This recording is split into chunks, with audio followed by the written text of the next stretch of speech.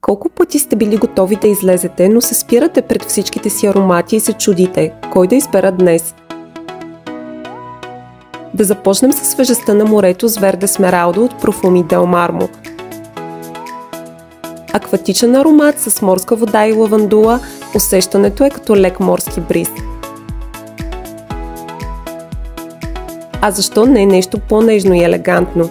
Анита от SS Strikes The Notes е цветен аромат с жасмин, гардения и бял мускус, които ни пренасят на разходка из градина, пълна с цветя.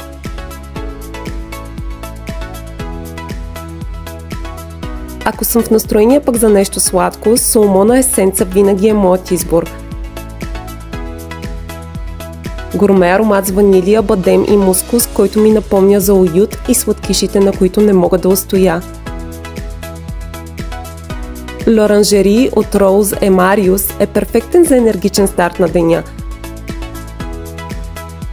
Цитрусов аромат, който ухае на прясно обелени портокали и мандарини. А за малко повече дълбочина, моят избор е Mysterious Oud от Шабо. Дървесен аромат с кехлибари дърво, който носи усещане за спокойствие и сила. Аз избрах своя аромат за деня. А ти кой би избрал?